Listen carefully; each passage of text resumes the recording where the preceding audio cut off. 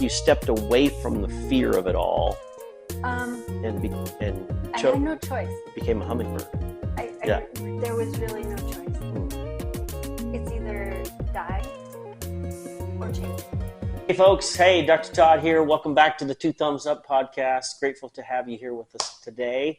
And I have one of my dear friends with us today. Her name is Tiffany Belknap. And I love Tiffany. She is a bright light, and I wanted to invite her on to talk about her health journey, the things she's learning and the things she's learned. Like I've said many times, that the health journey is a super interesting journey to me. It's fascinating to me to have these stories and these experiences kind of come up. And so welcome to the Two Thumbs Up podcast. Thank you so much. Yeah. You're my favorite. So Tiffany got me these beads. I'm wearing them for it was my birthday, so thank you for that. So, so how's things going? Things are going really well. So awesome. Yep. Yeah. Life's good. Life is good. Yeah. So let's back up in time here a little bit. So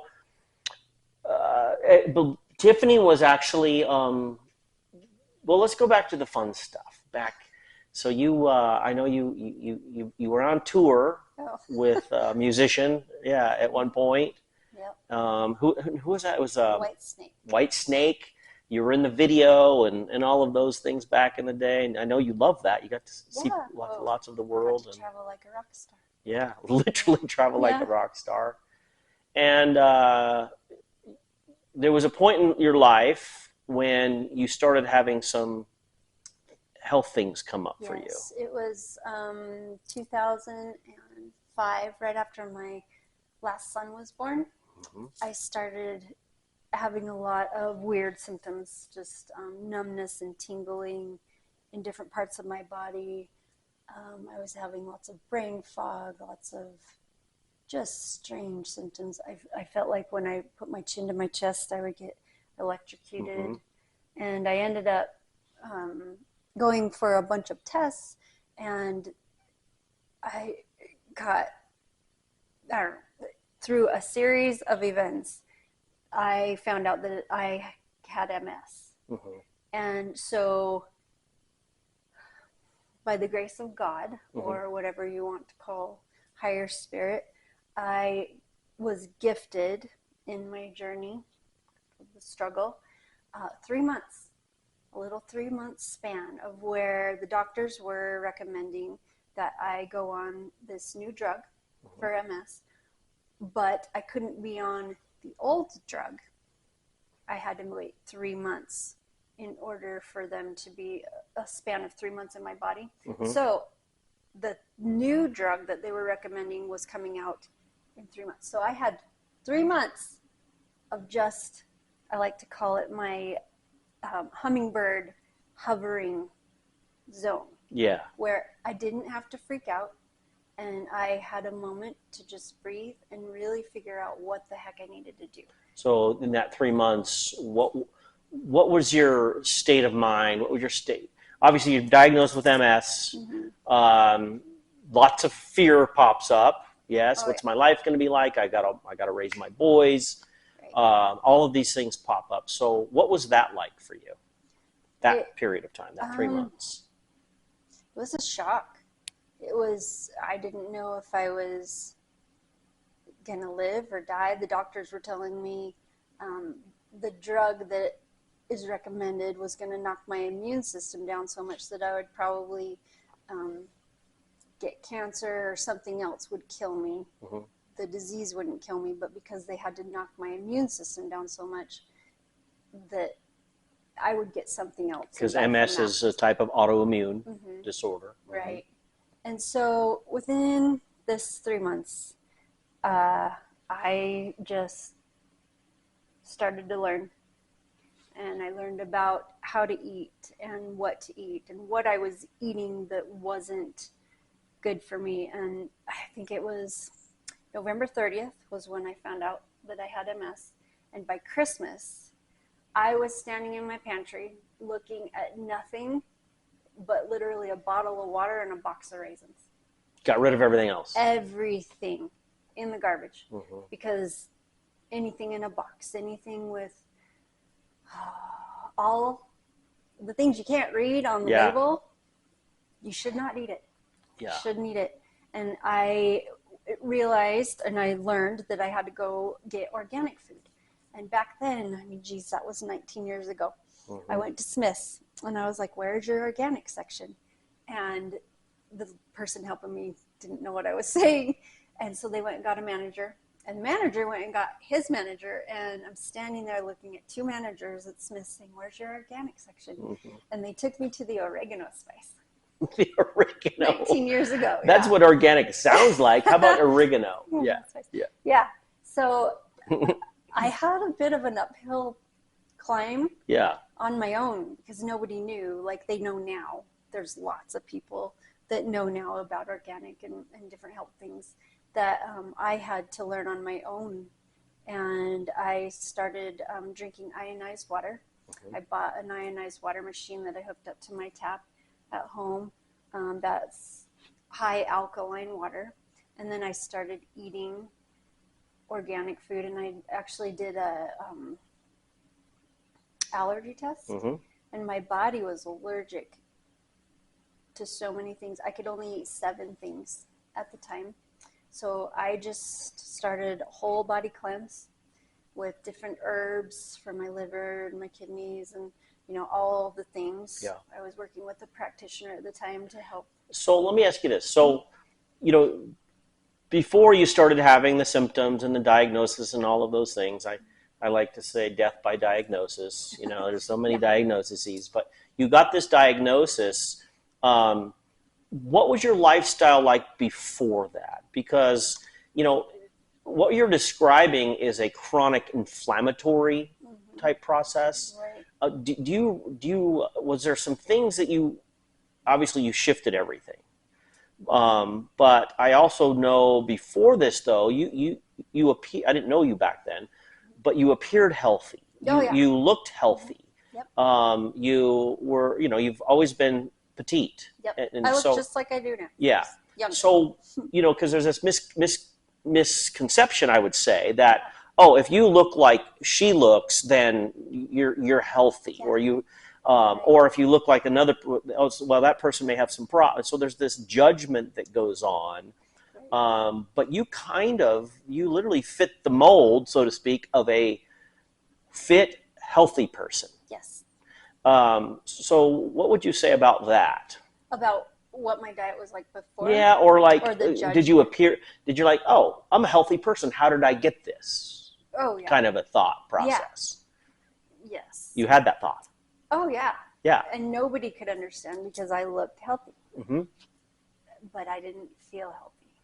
What were some of the things what were you feeling? Like if you were to be completely honest with yourself prior to diagnosis, was there a time frame before that's like, oh, if I was conscious, I could have changed some things ahead of that? Yeah, but I don't think I would have. Tell us about that.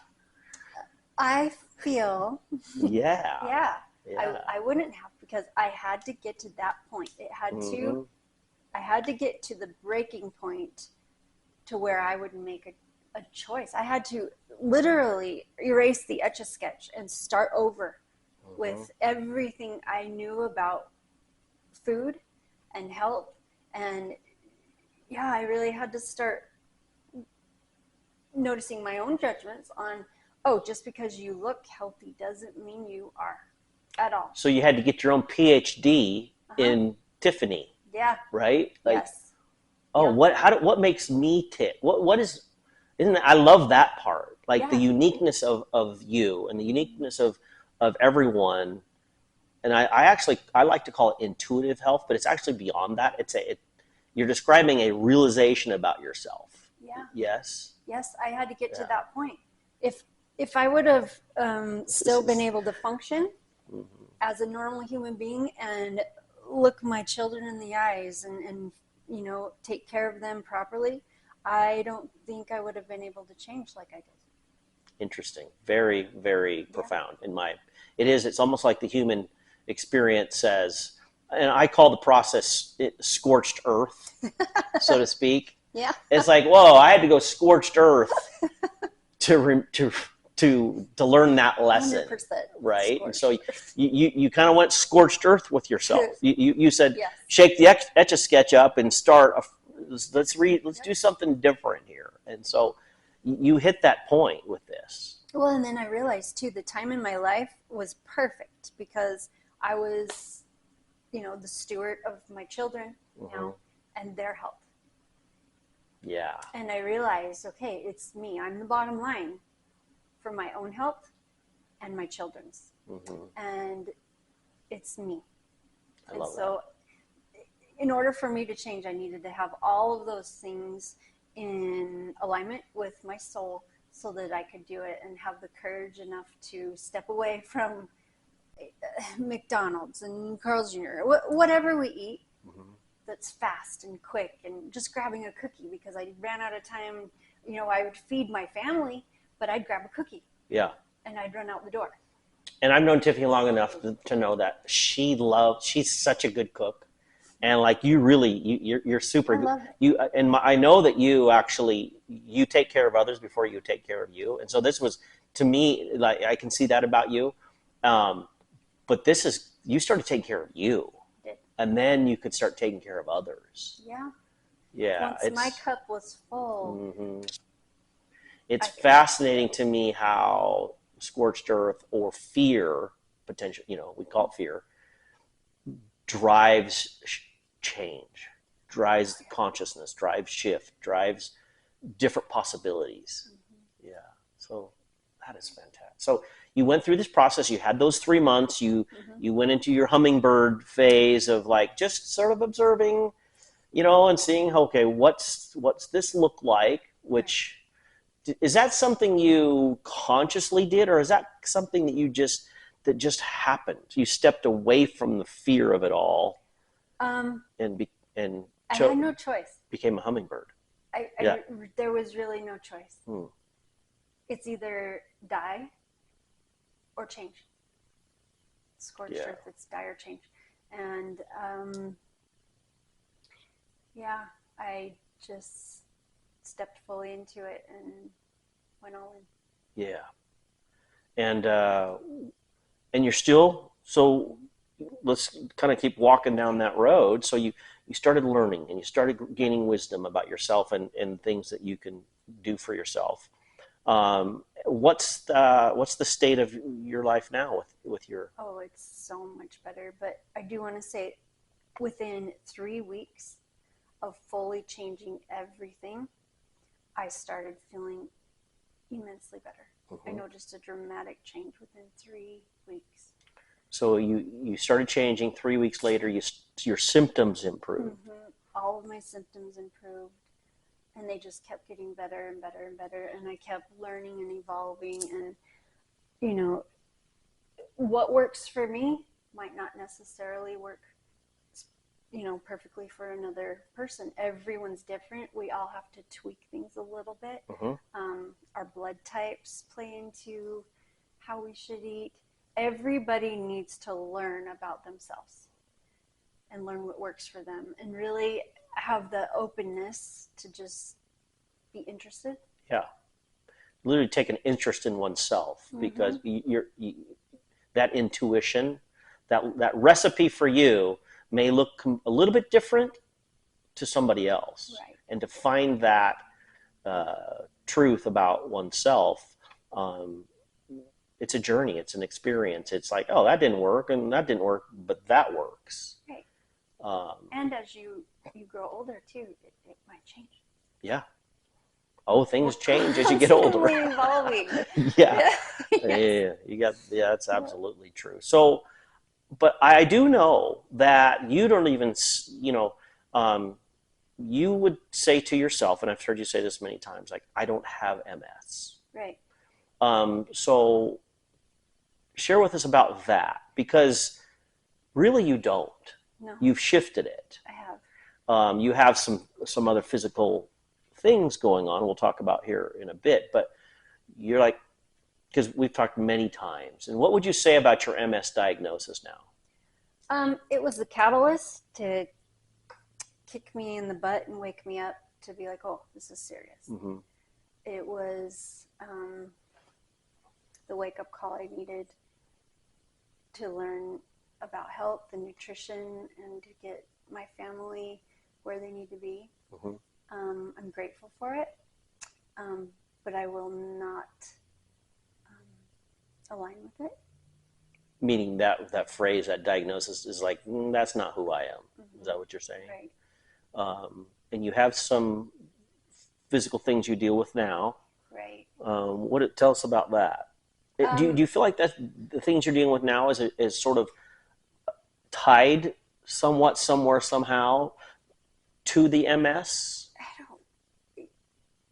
Possibly. Possibly.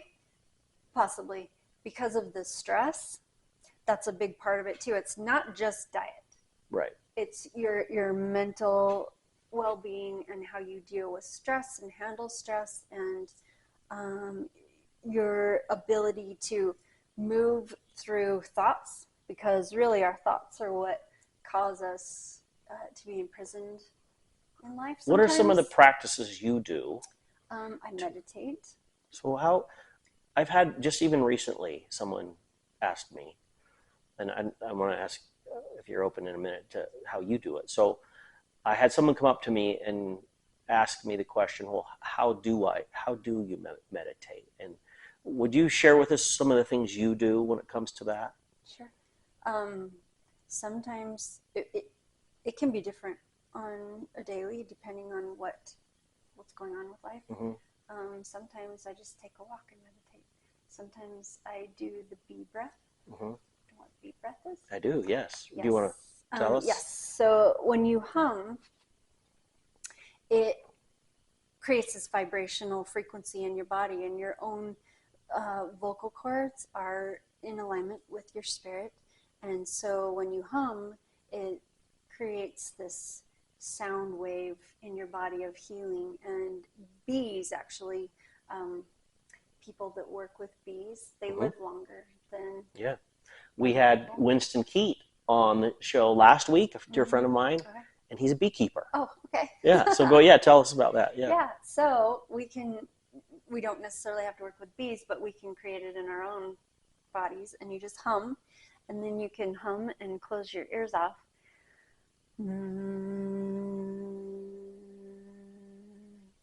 And when you close your ears off, you can hear it vibrating in every pore of your body. So sometimes I do that. I just take 5 or 6, however long I have. Yeah. It doesn't matter. Just breaths. Just to Or, ground, slow down. And what do you feel internally when you do that? I just feel everything raising in frequency, and you can't really have a thought when you're humming.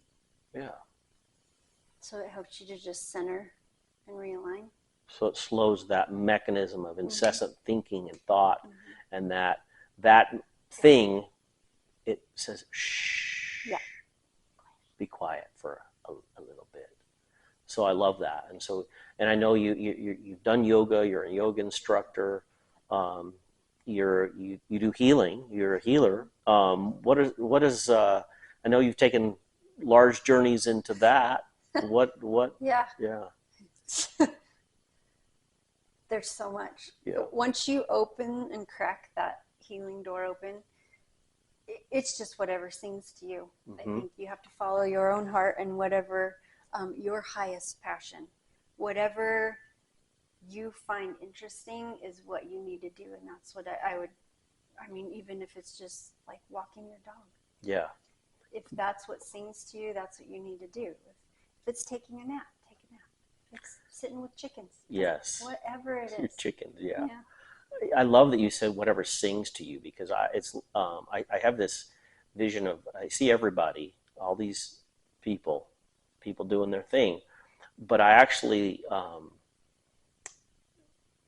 I love to see what their song is, or we call it a song, but it could be a painting, and it may not even be that you're a painter, but what am I painting in my life, or what is my song and maybe no one hears, it's actually not a song in the aspect of actually singing, but what you do is musical. There's a vibration, a tone, a frequency of how you do it, and how Leahy does it, and how I do it. And I feel like that as humanity begins to see each other as one singing a song, or doing a dance, or painting an artistry, or creating the David, right?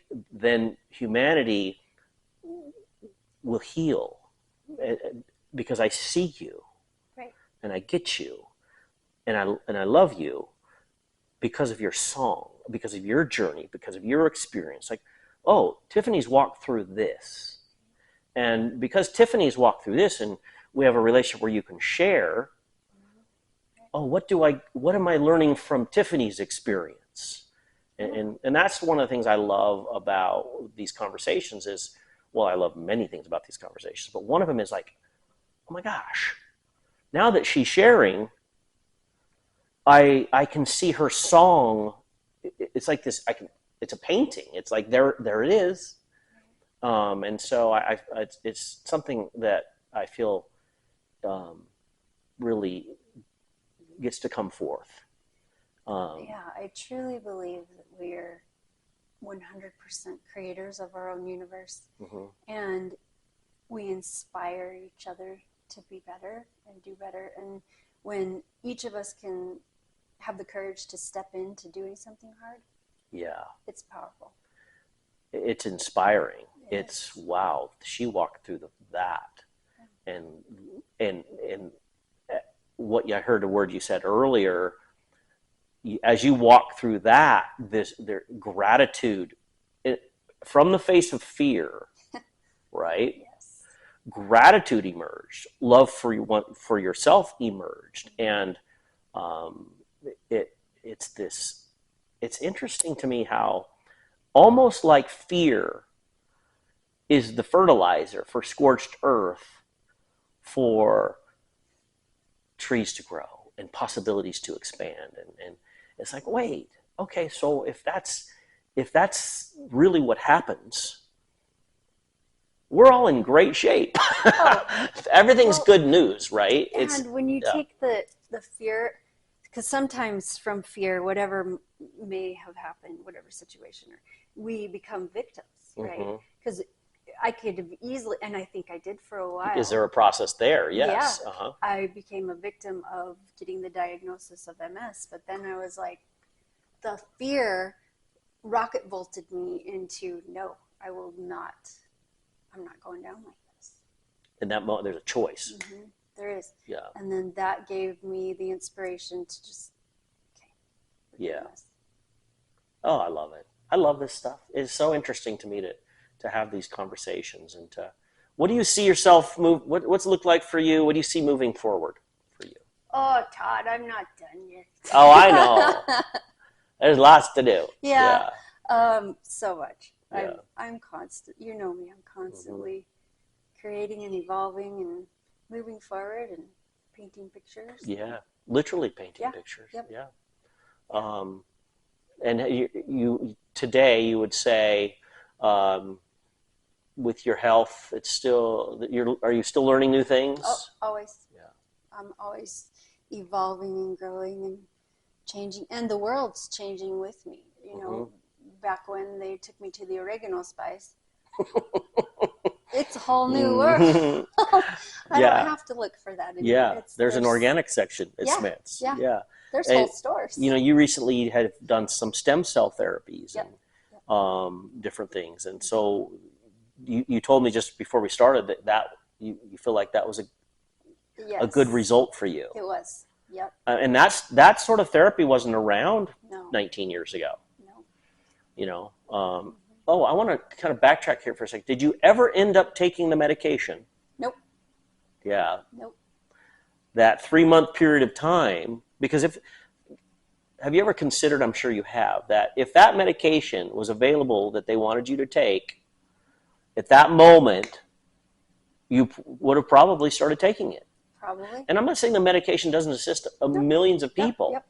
but for you, you dove in to the pool. Yep. And I got that little pause. Yeah. To catch my breath and gather information and make an informed decision about where I wanted to be in life. I love it. Because I knew I could always get on medication. Yeah. But I had a 3-month span where I could give this a shot with the diet, and that's what I did. And then I never looked back. Yeah, it changed everything for you. Yeah. Well, I love it. Thank you. Yeah. We're so grateful, Tiffany. I love you. You're my buddy. We do Lake Powell together. We do lots of fun things together. So, you've taught me many things, and I'm more of an observer. Oftentimes, I'm like, oh, what is this person? And, you've shared some amazing things with me. So I'm super grateful for your insights, for your wisdom, for your gratitude, for your friendship. I look forward to always hearing what you're learning and experiencing, because one of the greatest things is not knowing anything. I actually have loved, like, I'm like, you talk about this blank Etch-a-Sketch. I'm like, it's fun to be in an existence of a possibility of listening and of tell me what you know. Because there's a misconception out there, in my humble opinion, that doctors are supposed to know stuff. And the longer I am one, the less I know, which opens up this thing. Is like, oh, that's a possibility. And all these things come in. Right. And so I'm super, thank you for that.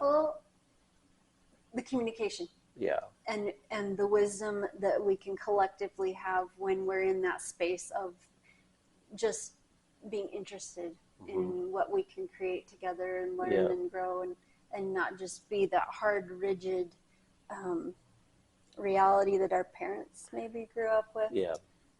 I remember when I got my doctorate, I'm like, oh, I know everything. And life socked me in the nose a number of times. And I'm like, I'm so grateful I don't know anything, because then I may learn something. Yeah. So I love that you share. I love that you're open to sharing your wisdom and your insights, and learning that intuitive health about yourself, like listening internally. So thank you very much. You're welcome. Thanks for coming on the Two Thumbs Up podcast. Yep. Thank you. We love you guys. Check us out on Spotify, Instagram, all those fun places, and we will see you next week. Love y'all.